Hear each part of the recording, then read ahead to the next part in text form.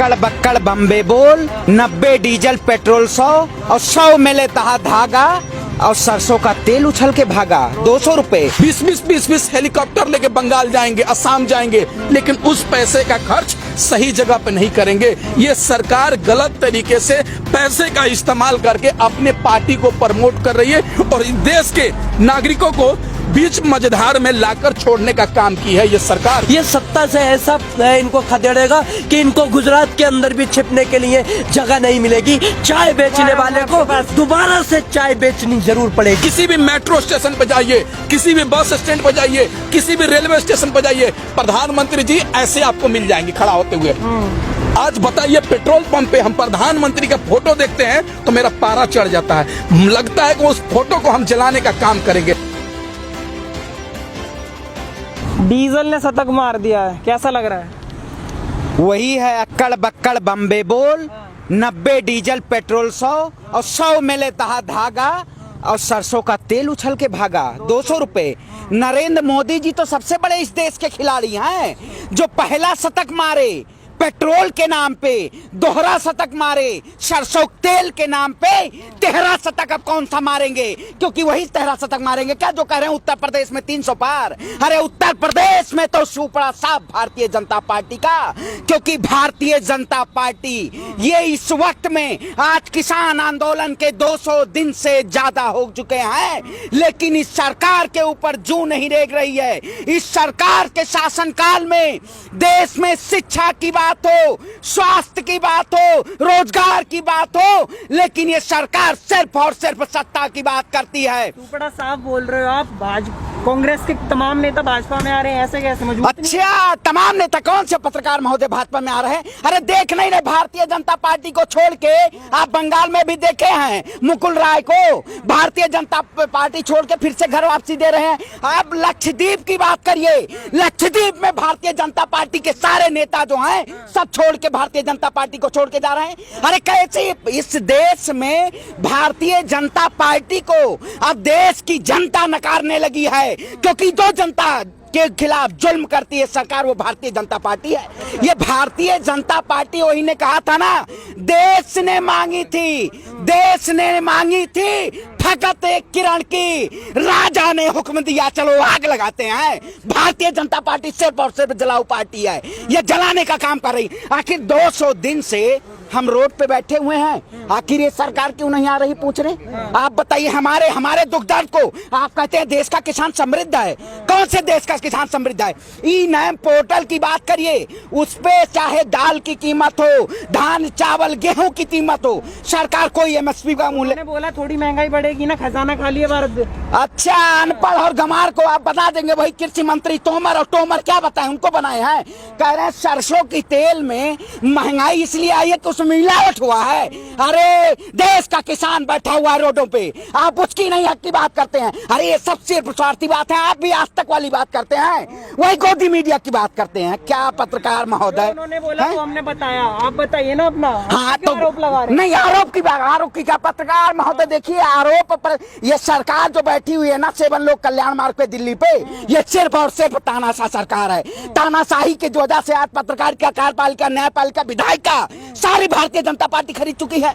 ये सिर्फ और सिर्फ जनता को गुमराह करके, देश की जनता को गुमराह करके और अपनी सत्ता हथियाना चाहती है। लेकिन अब उत्तर प्रदेश में बाबा को यहाँ मठ में जाना होगा, बैठना होगा। श्री राम के नाम पे इस सरकार ने सबसे बड़े घोटाले किए हैं। राम मंदिर के नाम पे कितना चंदा आया, प्रधानमंत्री राहत कोष के नाम पे कितना इन्होंने कोरोना जैसी वैश्विक महामारी में हमारे से गरीबों से 10-10 रुपए लेके और वेंटिलेटर तक नहीं दे पाए, ऑक्सीजन जनता को नहीं दे पाए। दाल चावल रोटी, हमें क्या चाहिए? दाल चावल रोटी मकान, वो भी नहीं दे पाई ये सरकार। ये सरकार क्या कह रही है? संसद भवन बनवाएंगे, सेंट्रल विस्टा प्रोजेक्ट बनेगा, प्रधानमंत्री आवास बनेगा, मोदी जी शौक पूरा करेंगे, देश की जनता गेहूं के घुन पीछेगी।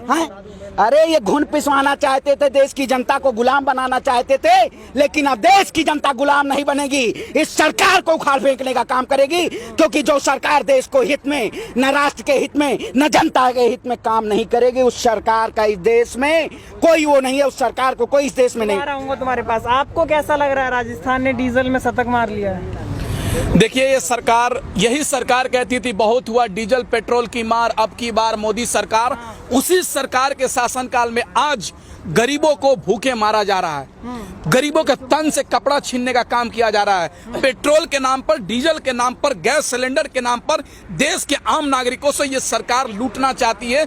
देश में ये सरकार लूट मचाई हुई है। एक बात बताइए ना, इस कोरोना महामारी में किसी के पास खाने के लिए पैसे नहीं है, 100 रुपए डीजल कैसे भराएंगे?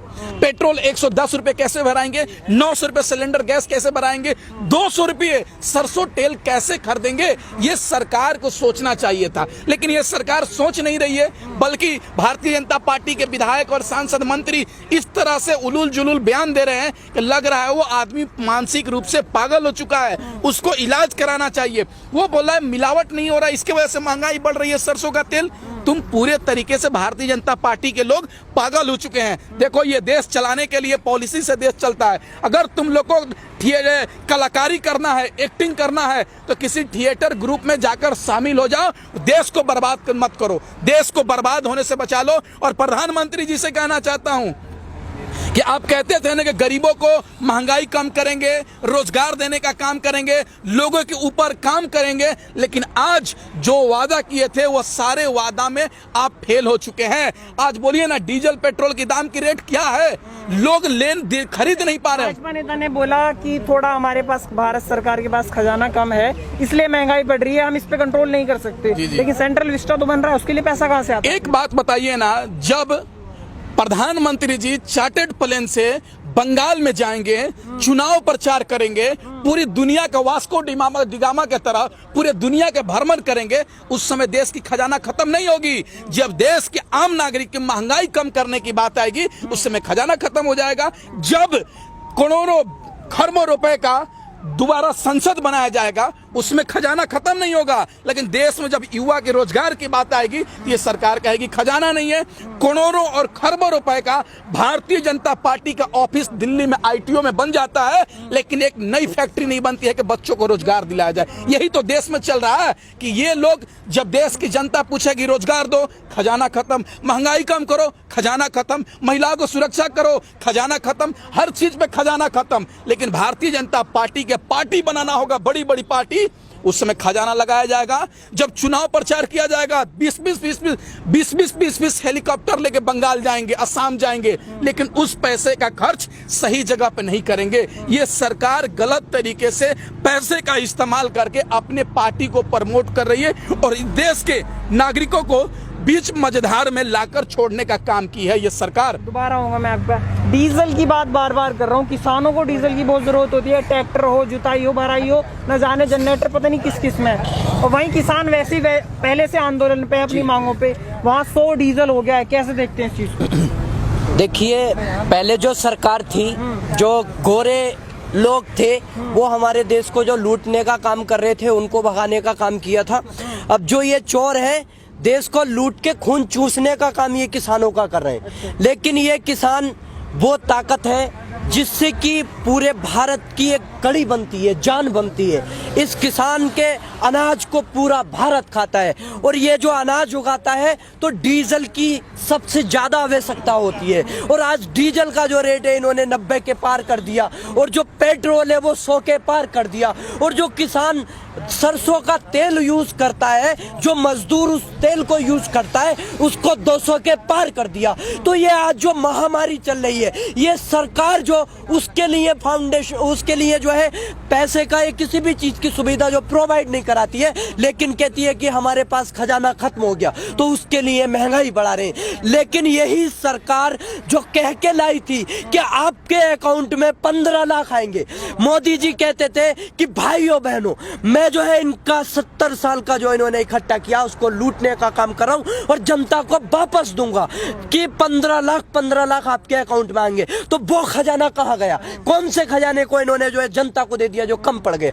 ये केवल इन्होंने जो है प्रचार तंत्र में काम करने का काम किया, तो उसमें उस चीज से फर्क नहीं पड़ेगा। लेकिन ये किसान वही आदमी है साहब जिसने सत्ता पे बिठाया है, और सत्ता से गिराने के लिए ये कोई टाइम नहीं लगाएगा। ये सत्ता से ऐसा इनको खदेड़ेगा कि इनको गुजरात के अंदर भी छिपने के लिए जगह नहीं मिलेगी। चाय बेचने वाले को दोबारा से चाय बेचनी जरूर पड़ेगी। दोबारा आऊंगा मैं आपके पास। मध्यम वर्ग जो सबसे ज्यादा ऑयल जिस पे फर्क पड़ता है 200 पार हो गया, वो क्या सोच रहा होगा इस समय पे, और क्या उत्तर प्रदेश के अंदर इसका प्रभाव पड़ने वाला है? देखिए, पूरे तरीके से इस देश का आम नागरिक मैं भी होने के नाते, युवा होने के नाते ये चीज सोचता हूँ कि ये सरकार हमको मारना चाहती है।